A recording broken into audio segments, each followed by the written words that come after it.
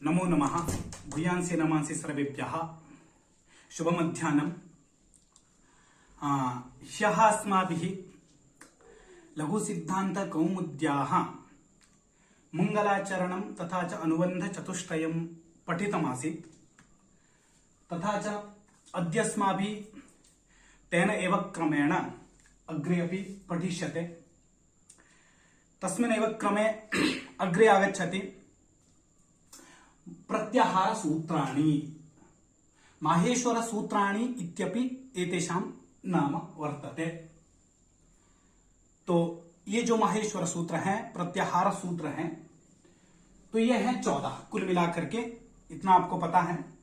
तो यहां पर अगर आप देखेंगे अ ई उन रील रिक ए ओंग ऐ औच हयवरट लन यमंगणनम झवै ग ढ धश जबा गड़ा दश ख फ छ ठ थ च तत कपै शश सर हल इति माहेश्वराणि सूत्राणि अनादि संज्ञार्थानि। ये जो 14 सूत्र हैं ये प्रत्याहार सूत्र हैं और ये किस लिए हैं, अर्थात अगर इनका प्रणयन हुआ है तो किसी न किसी प्रयोजन विशेष से हुआ है। भविष्यति किंचित प्रयोजनम अनेन इति उक्तत्वात् एतेषां प्रयोजनं कथयति इति माहेश्वराणि सूत्राणि, इति माहेश्वराणि सूत्राणि, माहेश्वराणि सूत्राणि एवं खलु, अर्थात इति माहेश्वराणि सूत्राणि। आगे जो पंक्ति है वो ऐसी लिखी गई है। तो माहेश्वराणि सूत्राणि, माहेश्वराणि इत्युक्ते महेश्वरात् आगतानि इत्यर्थः। महेश्वरात्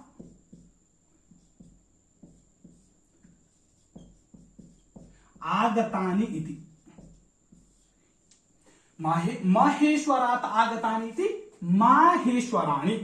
जैसे वसुदेवस्य अपत्यम पुमान वासुदेवा होता था ना, होता है, वैसे ही महेश्वर से ये प्राप्त है, इसलिए ये माहेश्वर है। ठीक है, यह मेरा है, मदीयम, ऐसा। तो गणपतस्य अपत्यम पुमान गाणपतम एवं खलु दशरथस्य अपत्यम पुमान दाशरथी, यदा अण प्रत्यय होकर के होता है, तो उसी प्रकार से यहां पर भी महेश्वरात् आगतानि माहेश्वराणि ऐसा होता है, अर्थात महेश्वर से ये प्राप्त है, ऐसी एक बात कही जाती है। अर्थात कहने का भावार्थ है महर्षि पाणिनि जी ने तपस्यावशात तपोबल से ये महेश्वर जी से प्राप्त किए हैं, इसलिए इनको माहेश्वर सूत्र कहते हैं। एवं खलु महेश्वरात् आगतानि इति माहेश्वराणि इति माहेश्वराणि सूत्राणि। ये जो पंक्ति है इसका अवगमन हो चुका होगा शायद, तो हम आगे देखेंगे। तो इतना तो हमें पता चल गया कि ये माहेश्वर सूत्र हैं, परंतु ये माहेश्वर सूत्र हैं किस लिए, प्रयोजन क्या है इनका, तो वो कह रहे हैं इति माहेश्वराणि सूत्राणि अनादि संज्ञार्थानि। किस लिए हैं, अनादि संज्ञार्थानि एवं खलु, अर्थात किस लिए ये माहेश्वर सूत्र, अनादि संज्ञार्थानि, अण आदि की संज्ञा के लिए। अनादि की संज्ञा से अभिप्राय है अण आदि प्रत्याहारों के निर्माण के लिए, लाघव के लिए। वो कैसे होता है वो हम आगे जब आदिवंत्येन सहेता ऐसा सूत्र आएगा तब हम वहां पर देख लेंगे। फिलहाल हमें ये देखना है कि जो माहेश्वर सूत्र हैं ये कहां से आए हैं, किसके हैं और किस लिए हैं। इति माहेश्वराणि सूत्राणि, महेश्वर से प्राप्त हैं और किस लिए हैं, अनादि संज्ञार्थानि, अण आदि की संज्ञा के लिए। एवं खलु एतानि सर्वाणि अपि सूत्राणि अनादि संज्ञार्थानि सन्ति इत्यस्माभिः अवगतम्। हाँ, एक विषय और है यहां पर, हल्का सा हम आगे देखेंगे। आगे जो पंक्ति आ रही है वो है अनादि संज्ञार्थान एषाम अंत्या इतः। अब देखिए, पहले हम एक बार पंक्ति का समन्वयन करते हुए आगे जाएंगे। इति माहेश्वराणि सूत्राणि, इति माहेश्वराणि सूत्राणि से अभिप्राय है अ इ उण यहां से लेकर के हल सूत्र तक। ठीक है, यहां पर आप देख सकते हो यहां से लेकर के यहां तक इनको माहेश्वर सूत्र कहा जाता है। और ये किस लिए है? अणादि प्रत्याहारों की सिद्धि के लिए है, अणादि प्रत्ययों के निमित्त है। एवं खलु आगे पंक्ति है एषाम अंत्या इतः, अर्थात एषाम, एषाम के शाम माहेश्वर सूत्राणाम। एवं खलु अर्थात कहें कि इनके अंतिम वर्ण इत संज्ञक है, एषाम अंत्या है इत संज्ञका। तो अंतिम वर्ण से अभिप्राय है जैसे अ इ उण में णकार, रील रिक में ककार, एवं में ngकार और अयोच में चौकार, हयवरट में टकार, लन में लकार, ञमंगणनम में मकार, झवई में यकार, गढ़ में शकार और जबगढ़ में शकार, खा फा छा ठा था चटा तप में बकार, कपई में यकार, शशस्तर में रेप और हल में लकार। यह है अंतिम अंतिम। ठीक है, अंतिम से अभिप्राय सीधा इससे नहीं है, अंतिम से अभिप्राय यह है प्रत्येक सूत्र के अंतिम अंतिम जो वर्ण है वो सारे के सारे कैसे हैं? इत संज्ञक है। एषाम अंत्या इतः इति उक्तत्वात्। एवं किल, हाँ, ये जो माहेश्वर सूत्र हैं इनके अंतिम अंतिम वर्ण कैसे हैं? इत संज्ञक है, इत संज्ञा कर दी जाती है उनकी। ठीक है, तो इत संज्ञा सुनने से ही प्रश्न उठता है कि इत संज्ञा है क्या, इत क्या चीज है। ठीक है, तो इत संज्ञा जो है, इत एक संज्ञा है। जैसे यहां पर अगर हम संज्ञा और संज्ञी के विषय में थोड़ा आगे जाकर के हम चर्चा करेंगे। कहने का भावार्थ यह है कि भाई जो इत है वो एक संज्ञा है, अर्थात नाम है किसी स्थिति विशेष का, किसी कार्य विशेष का, किसी वस्तु विशेष का, और यहां पर संज्ञा विशेष लिया गया है, अर्थात संज्ञा है क्या है? इत। तो उसका जो है इत जो है वो संज्ञा हो जाती है। कैसे, वो हम यहां पर देखेंगे। एवं खलु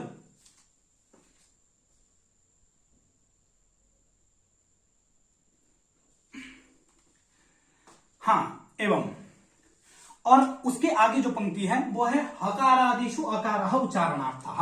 अब यहां पर देखिए हकारादिषु अकारः उच्चारणार्थः, यहां तक। अब अ इ उण एवं का यौच इसको छोड़िए और यहां से अब हम शुरू होते हैं थोड़ा सा। आगे वाली जो पंक्ति है हकारादिषु अकारः उच्चारणार्थः, अर्थात हकारादियों में अकार किस लिए होता है? उच्चारणार्थ होता है। कैसे, देखते हैं। जैसे हकार है ना, ये आगे य है, कोई भी वर्ण ले लीजिए, जैसे यहां से चौ ले लीजिए, यहां से ध ले लीजिए, कोई भी वर्ण ले लीजिए। ठीक है, वस्तु तस्तु व्यंजन जो है वो आश्रित होते हैं स्वरों पर। ठीक है, आश्रित होते हैं से अभिप्राय यह है कि इनका अपना कोई भी अस्तित्व नहीं होता है। व्यंजनों का जितने भी कॉन्सोनेंट होते हैं ना, उनका अपना कोई भी अस्तित्व नहीं होता है, ये स्वरों पर आश्रित होते हैं। जैसे वस्तु तस्तु हकार से उच्चारणम कथम क्रियते?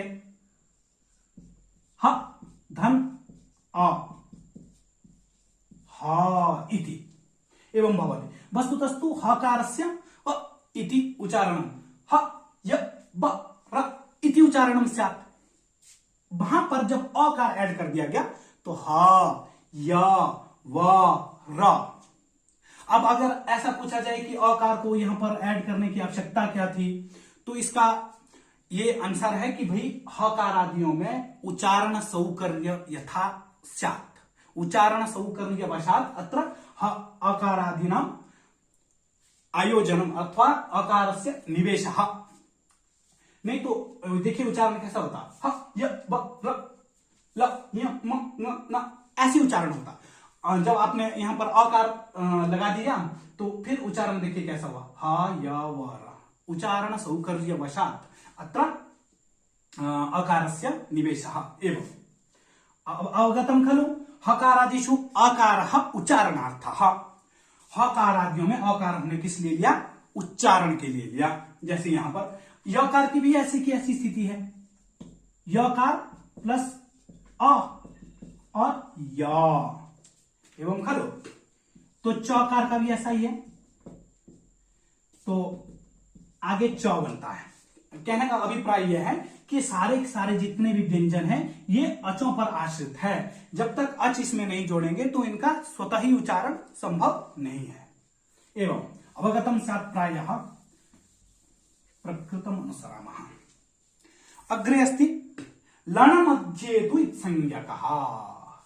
यहां पर देखिए हकारादिषु अकारः उच्चारणार्थः लण मध्ये तु इत्संज्ञकः। ये जो सूत्र है लण, इस सूत्र में जो लकारोत्तरवर्ती जो अकार है, जैसे हमने यहां पर देखा था ना कि भाई जैसे कहा य ह धन अ बराबर है ह, तो ऐसा देखा था ना हमने। परंतु यहां पर ये अकार किस लिए है? उच्चारणार्थ। हकारादिषु अकारः उच्चारणार्थः। हकारादियों में जो अकार है वो उच्चारण के लिए है। परंतु जो लण में जो अकार है, लण इत्यस्मिन् सूत्रे यह अकारः सः उच्चारणार्थं नास्ति अपितु इत्संज्ञकः अस्ति। लण में जो अ है, ऐसी जो अवस्था है, यहां पर जो ये अकार है इसकी उपदेशे अच अनुनासिक इस सूत्र से इत संज्ञा कर दी जाती है। ठीक है, तो कहने का भावार्थ कुल मिलाकर के ये हुआ कि लकारोत्तरवर्ती यह अकारः सः उच्चारणार्थः नास्ति अपितु तस्य इत संज्ञा भवति। एवं किल, अर्थात लकारोत्तरवर्ती जो अकार है वो इत संज्ञक है, न कि उच्चारणार्थ। अब आपके प्रश्न में, आपके मन में प्रश्न जाग रहा होगा कि लकारोत्तरवर्ती अकार हकार आदि में तो अकार उच्चारणार्थ कह दिया, तो लकार भी तो व्यंजन ही है, लकार भी व्यंजन है और हकार भी व्यंजन है। हकार आदि में तो आप अकार को उच्चारणार्थ बता रहे हो और लण में जो अकार है वो इत्संज्ञक बता रहे हो, है ना। तो इसका प्रयोजन क्या हो सकता है? ठीक है, भविष्यति किंचित प्रयोजनम अनेन, अर्थात कि इसका कोई ना कोई प्रयोजन तो निश्चित रूप से है, अन्यथा ऐसे ही किसी ने अन्य इसका लकारोत्तरवर्ती जो आकार है उसको इत्संज्ञक नहीं बनाया है। तो इसकी जो इत्संज्ञा है, जब हम आगे कृष्ण रिद्धि तवलकारः इत्यादि जब हम रूप सिद्ध करेंगे तो वहां पर इसका प्रयोजन लगेगा। वस्तुतस्तु आप अगर आपको एक लाइन में इसका आपको प्रयोजन चाहिए तो र प्रत्याहार की सिद्धि, र प्रत्याहार की सिद्धि के लिए, ठीक है, र प्रत्याहार की सिद्धि होगी किसकी? लकारोत्तरवर्ती अकार के उच्चारण के लिए।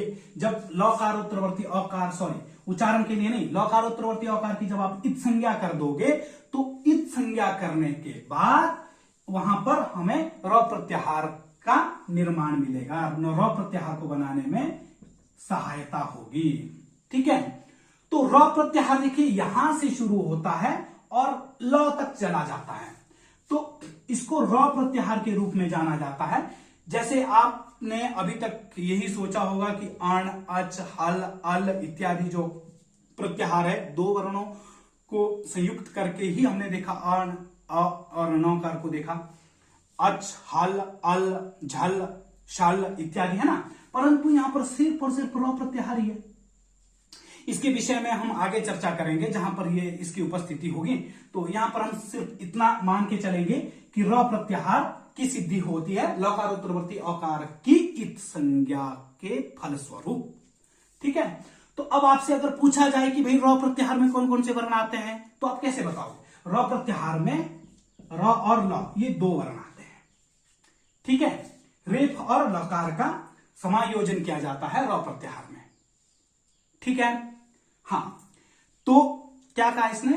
हकारादिषु अकारः उच्चारणार्थः लण मध्ये तु इत्संज्ञकः। लण लकारोत्तरवर्ती आकार में तो र का इसकी क्या हो जाती है? इत संज्ञा हो जाती है। और इत संज्ञा का प्रयोजन क्या है? र प्रत्याहार की सिद्धि। र प्रत्याहार की सिद्धि से हमें क्या मिलेगा? कृष्ण रिद्धि तबलकारः इत्यादि रूपों की सिद्धि में ये हमारी सहायता करेगा। अग्रे वयम हलन्त्यम इति सूत्रम पठिष्यामः। तत्र तावत् एतद् एवमेव भवतु।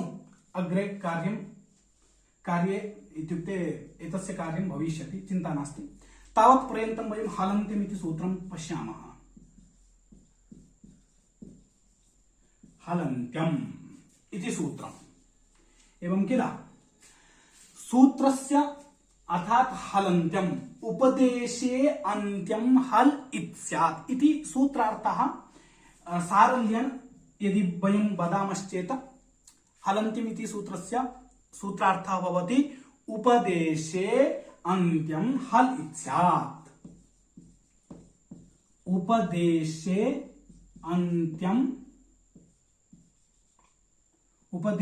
अन्त्यं हल इत स्यात् इति एवं किल। अत्र पश्यन्तु उपदेशे तथा च इत एतस्य विषये तथा च एतस्य विषये वयं पठिष्यामः। का व्यवस्था अस्ति आदौ वयं हलन्त्यम् इत्यस्य किञ्चित् स्वरूपं जानीमः। हलन्त्यम् इत्यत्र यदि पदं पश्यामः हल तथा च अन्त्यम् इति पदद्वयम् अस्ति एवं किल। हल अस्ति तथा च अन्त्यम् अस्ति, पदद्वयमेव अस्ति अस्मिन् सूत्रे। अब यहां पर विशेष चीज जो देखने योग्य है, अब इसका सूत्रार्थ देखते हैं। अब सूत्रार्थ में आप देखिए उपदेशे अन्त्यम हल इत स्यात्। स्यात् जो है ये क्रिया है, इसका अध्याहार हमने कर लिया है। जैसे मम नाम लिखितः, ऐसा बोलने से भी चलेगा। मम नाम लिखितः अस्ति, अस्ति जो क्रिया रूप का अध्याहार हमने कर लिया, वैसे यहां पर भी इस क्रिया का जो है अध्याहार किया गया है। तो यहां पर देखिए सूत्र में उपदेशे कहीं पर भी नहीं है, अंत्यम है ये मान गए हम, अंत्यम है, और हल भी है, हल भी यहां पर आ गया। परंतु जो ये उपदेशे है ये कहां से आया, ये इत है ये कहां से आया, ये जो दो पद है ये कहां से आए, प्रश्न ये है। तो इसका जो अनुवर्तन किया गया है, क्या किया गया है, अनुवर्तन किया गया है, ठीक है। अर्थात पीछे वाले सूत्र से आगे वाले सूत्र में अनुवर्तन किया गया है। तो वहां पर जो है उपदेशे अंत्यम हल इत स्यात्, कह रहा है कि भाई उपदेश में जो है अंतिम हल की इत संज्ञा होती है, ऐसा कह रहा नहीं। अब उपदेश क्या है ये जानना पहले आवश्यक है। कह रहा है कि उपदेशः आद्योच्चारणम, उपदेशः आद्योच्चारणम, उपदेशः आद्योच्चारणम, ठीक है। उपदेश क्या है, आद्योच्चारण है। अब ये आद्योच्चारण क्या है, आद्योच्चारण से क्या अभिप्राय लिया जाएगा, यहां पर आद्योच्चारण से अभिप्राय ये लिया जाएगा कि भाई महर्षि पाणिनि जी, महर्षि कात्यायन जी और महर्षि पतंजलि जी, इन के द्वारा जो आदि में कहा गया, क्या कहा गया, महर्षि पाणिनि जी ने सूत्र कहे, ठीक है। महर्षि पाणिनि जी ने क्या कहा, सूत्र कहे, और महर्षि कात्यायन जी ने क्या कहा, वार्तिक कहे, ठीक है। और इन दो को मिलाकर के क्या बनाया गया, महाभाष्य, ठीक है। वो महर्षि पतंजलि जी ने कहा महाभाष्यम एवं खलु। अर्थात उपदेश क्या है, आद्योच्चारण। वो आद्योच्चारण क्या है, सूत्र, वार्तिक, महाभाष्य इत्यादि जो कहे गए हैं वो। और श्लोक रूप में कहा जाता है वहां पर धातु सूत्र गणोनादि वाक्य लिंगानुशासनम आगम प्रत्यादेशाः उपदेशाः प्रकीर्तिताः, ठीक है। क्या क्या है उपदेश, यहां पर अगर हम क्रम से देखें तो देखिए, इसको हम एक बार मिटा देते हैं, बाद में अगर आवश्यकता पड़ी तो पुनः लिखेंगे। आवश्यकता पड़ेगी उपदेश और इत का समन्वयन करना है, तो वो एक प्रश्न बना हुआ है, तो उसको हम थोड़ी देर बाद समन्वित करेंगे, ठीक है। पहले हम यहां पर हमने क्या देखा, उपदेशे अंत्यम हल इत स्यात्। उपदेश क्या है, आद्योच्चारण है जी। आद्योच्चारण क्या है, धातु सूत्र गणोनादि, आद्योच्चारणम। तो ये आद्योच्चारण क्या है, यहां पर देखिए धातु सूत्राणि, सूत्रम एवं लिखामः, धातु सूत्र गण उणादि वाक्य इति पदात् वार्तिकं गृहीतमस्ति। वार्तिकम् एवं वार्तिकमपि अत्र लेखयितुं शक्नुमः वाक्यम् इत्यपि। हाँ, धातु सूत्र गण उणादि वाक्य लिंगानुशासनम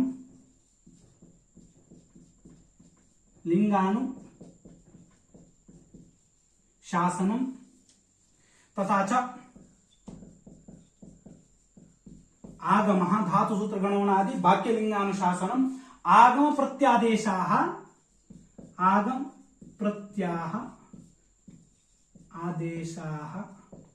आदेशः प्रत्ययः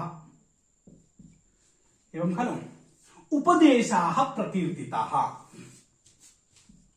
ठीक है, अब देखिए ये क्या है, धातु सूत्र गणोणादि वाक्य लिंगानुशासनम आगम प्रत्यादेशाः उपदेशाः प्रकीर्तिताः। अब ये कह रहे हैं कि भाई आद्योच्चारण क्या है, धातु हो सूत्रम गण उणादि वाक्यम इत्युक्ते वार्तिकम और लिंगानुशासनम आगम प्रत्यय आदेश, ये है उपदेश।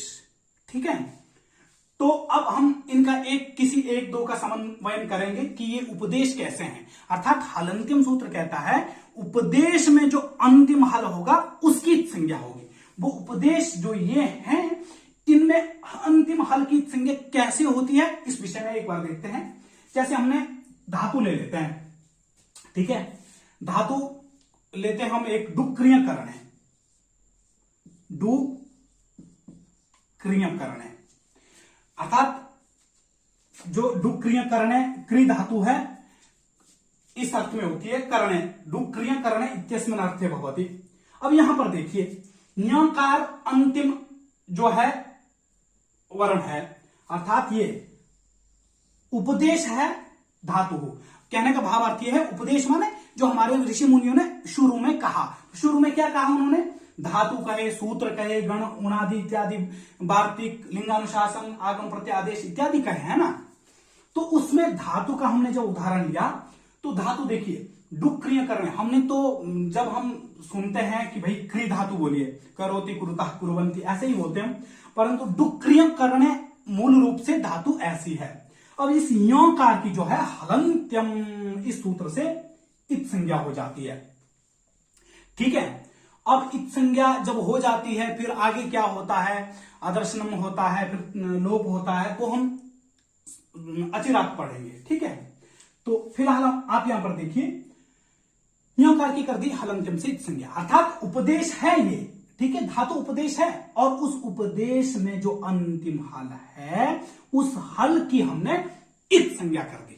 ठीक है, अब जब उस हल की हमने इत संज्ञा कर दी, इसकी चूटू से इत संज्ञा हो जाती है, इसकी उपदेश अच अनुनासिक से इत संज्ञा हो जाती है, बाद में क्रिया सी धातु बचती है। अब आप सोच रहे हैं कि आगे वाली जो डकार और उकार की संज्ञा, हम तो अंतिम वाले की बात कर रहे हैं, अंतिम वाले की बात वस्तु तस्तु कर रहे हैं, परंतु इन दो की भी इत संज्ञा होती है। वो तब समय हम देखा करेंगे जहां जहां पर इनकी आवश्यकता या ये फिर आएंगे। ठीक है, तो क्री धातु आ गई हमारे पास, करोति कुरुतः कुर्वन्ति, ऐसा हम रूप बनाएंगे। ठीक है, तो धातु का पता लगा, जो धातु ये जो उपदेश है इसकी संज्ञा हलंत्यम सूत्र के द्वारा कैसे की जाती है। तो इसी तरह से जितने भी उपदेश हैं इन उपदेशों में जो अंतिम इत संज्ञक होगा उसकी हलंत्यम से इत संज्ञा होगी। इत संज्ञा विधायक बहुत से सूत्र हैं, तत्त समय और वहां उस स्थल पर हम देखते रहेंगे। एक और उदाहरण देख लेते हैं, जैसे सूत्र का देख लेते हैं, यही उठाइए आप यहां से, अयून उठाइए, अयून यही उठाइए। अब ये उपदेश है कि नहीं, अर्थात ये किसने कहा है, शिव जी ने कहा है, ऐसा मानना है। ठीक है, तो इस मान्यता को लेकर के महर्षि शिव जी के द्वारा, महर्षि पाणिनि जी के द्वारा, महर्षि कात्यायन जी के द्वारा और महर्षि पतंजलि जी के द्वारा जिस जिसका उच्चारण किया गया है, जिन जिन रूपों का, जिन जिन का उच्चारण किया गया है, जैसे धातु सूत्र गण गुणादि इत्यादि का, उनके जो अंतिम संज्ञक वर्ण है उनका लोप होता है। अब इसमें देखिए नौकार की संज्ञा हो जाती है, नौकार चला जाता है। तो जब आप प्रत्याहार बनाओगे तो अ ई उ ऐसा ही बोलोगे अण प्रत्याहार को, ठीक है। अण प्रत्याहार को कैसे बोलोगे? अ ई उ यही बोलोगे, ना कि अ ई उण, ऐसा नहीं बोलोगे। तो णकार गया, ठीक है। धातु सूत्र गणोणादि वाक्य लिंगानुशासनम आगम प्रत्यादेशाः उपदेशाः प्रकीर्तिताः। जैसे आगम के विषय में देखिए, इट आगम होता है ना, इट आगम, बभूविथा भू धातु के लिट लकार में मध्यम पुरुष एक वचन में, तो इट में जो ये टकार है ये आगम है, ठीक है। तो इस टकार की जो है वो इत संज्ञा हो जाती है, ई विशेष रहता है, समझ गए। और दूसरी बात, जैसे कि आदेश होता है, इको यणचि, इक के स्थान पर यण आता है, ठीक है। ईकार के स्थान पर यकार आ जाता है, ईकार के स्थान पर यकार आ जाता है। और शुद्ध्युपास्य यद्यपि इत्यादि रूप हम बना देते हैं, ठीक है। तो उपदेशे अंत्यम हल इत्स्यात्, उपदेश क्या है? आद्योच्चारणम। आद्योच्चारण क्या है? धातु सूत्र गणोनादि वाक्य लिंगानुशासनम आगम प्रत्यादेशाः उपदेशाः प्रकीर्तिताः। फिर हमने इनको समन्वित करके देखा, कहते हैं कि भाई उपदेश में अंतिम हल जो है वो इत्संज्ञक होता है। उपदेश में अंतिम हल इत्संज्ञक कैसे होता है वो हमने देखा, तो इसको हम आगे देखेंगे और भी अच्छे तरीके से। फिलहाल ये समझ में आ गया होगा, तो आगे बढ़ते हैं। आगे है सूत्रेषु अदृष्टम पदम सूत्रांताद अनुवर्तनीयम सर्वत्र। एक विषय मैंने थोड़ी देर पहले छेड़ा था, हलंत्यम सूत्र के विषय में। हलंत्यम, इस सूत्र में जो, इस सूत्र का जो अर्थ है वो है उपदेशे अंत्यम, उपदेशे अंत्यम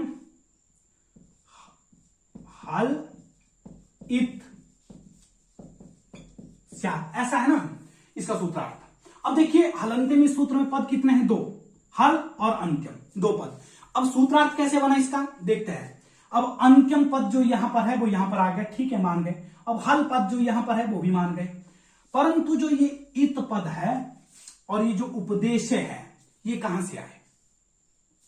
ठीक है। और ये स्यात् है, क्रिया का अध्याहार किया गया। ये मैंने पहले बताया कि अध्याहार कैसे किया जाता है और क्यों किया जाता है, या आवश्यकता होती भी है, नहीं भी होती है, कोई वो ज्यादा बात नहीं है इस पर। तो यहां पर हमारा विचार यह है कि भाई ये उपदेश और ये इत, ये 2 पद ये कहां से आए? तो हलंत्यम जो सूत्र है, हलंत्यम सूत्र की संख्या है, यह है पहले अध्याय के तीसरे पाद का तीसरा सूत्र, ठीक है। पहले अध्याय के तीसरे पाद का तीसरा सूत्र हलंत्यम है। इससे ऊपर है, इससे ऊपर यानी पहले अध्याय के तीसरे पाद का दूसरा सूत्र। कौन सा सूत्र है? उपदेशे अच अनुनासिक इत, उपदेशे अच अनुनासिक इत। ये सूत्र कहां पर है? इस सूत्र से ठीक पहले, अर्थात ऊपर, नंबर 2 क्रम पर, नंबर 2 क्रम पर, और यह है नंबर 3 क्रम पर, ठीक है। तो उस सूत्र से आगे वाले सूत्र में पद लिए जाते हैं। कहने का उस सूत्र से नहीं लिए जाते हैं, अर्थात पीछे वाले सूत्र से आगे वाले सूत्र में पद लिए जाते हैं। तो उसी तरह से हलंत्यम इस सूत्र में भी उपदेशे अच अनुनासिक इत, इस पद से जो है पद लिया गया है नीचे को, ठीक है। क्या पद लिया गया है? उपदेशे और इत। तो फिर इसका सूत्रार्थ बना, देखिए, उपदेशे अंत्यम हल इत स्यात्, अर्थात उपदेश में जो अंतिम हल होता है वो क्या होता है? इत संज्ञक, ठीक है। जो ये पीछे वाले सूत्र से आगे वाले सूत्र में पद लिया जाता है उसको कहते हैं अनुवृत्ति। जब 1, 2, 3, 4 ऐसे सूत्र क्रम है ना, जैसे मान लीजिए इस सूत्र से इस सूत्र में अनुवृत्ति आई, अर्थात अनुवृत्ति ऐसे, जैसे उपदेशे अच अनुनासिक इत इस सूत्र से हलंत्यम इस सूत्र में उपदेशे और इत इस पद की अनुवृत्ति आई, तो वो सूत्र संख्या थी उपदेशे अच अनुनासिक की ये, और हलंत्यम की है ये। इसको मिटा देते हैं हम, इसको ऐसे कर देते हैं, ठीक है। तो इस सूत्र से इस सूत्र में अनुवृत्ति आई 2 पदों की, उपदेशे और इत पद की, ठीक है। तो इसको कहते हैं अनुवृत्ति। ठीक है। जब आगे वाले सूत्र से पीछे वाले सूत्र में, जैसे मान लीजिए यहां से यहां पर अनुवृत्ति जानी हो, पद ले जाने हो, तो उसको कहते हैं अपकर्षण। ठीक है, पीछे वाले सूत्र से आगे वाले सूत्र में पद आए तो अनुवृत्ति, और आगे वाले से पीछे वाले सूत्र में पद चले जाए तो वो अपकर्षण कहलाता है। ठीक है, तो वहां पर इस अनुवृत्ति की, इसको क्या कहते हैं, पीछे वाले सूत्र से आगे वाले सूत्र में आने पर, अगर पीछे वाले इस 1 नंबर सूत्र से चौथे या तीसरे नंबर सूत्र पर अगर पद आते हैं, कोई भी पद आते हैं, तो उसको क्या कहते हैं, अनुवृत्ति। ठीक है, तो पंक्ति लिखी है, सूत्रेषु अदृष्टम पदम, यहां देखिए, सूत्रेषु अदृष्टम पदम सूत्रांताद अनुवर्तनीयम सर्वत्र। क्या मतलब हुआ, सूत्रेषु अदृष्टम पदम, सूत्र में जो अदृष्ट पद है, यहां पर अदृष्ट पद क्या क्या है, उपदेशे और इत, ये 2 पद जो है वो अदृष्ट है। जब 2 पद अदृष्ट हैं तो फिर कैसे लिए ये पद, सूत्रेषु अदृष्टम पदम सूत्रांताद अनुवर्तनीयम सर्वत्र। ठीक है, सूत्रेषु अदृष्टम पदम सूत्रांताद, अर्थात सूत्रों से अनुवर्तन कर लेना चाहिए, अर्थात उनकी अनुवृत्ति ले लेनी चाहिए सर्वत्र। यत्र यत्र यस्मिन् सूत्रे यस्य यस्य पदस्य आवश्यकता वर्तते तथा च आवश्यकता भवति तत्तत् सूत्रेषु तेषां तेषां पदानां अनुवृत्तिर् कर्तव्या। एवं खलु तेन सूत्रार्थः इत्युक्ते स्फुटतया अस्माकं पुरतः भवति, एवं अवगतं स्यात् प्रायः इति मन्ये।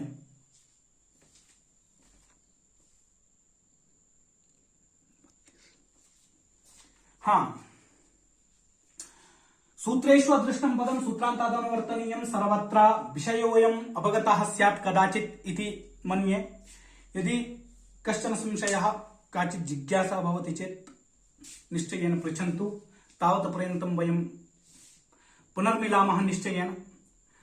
श्वः इतः अग्रे पठिष्यते। तावत् नमो नमः सर्वेभ्यः, भूयांसि नमांसि।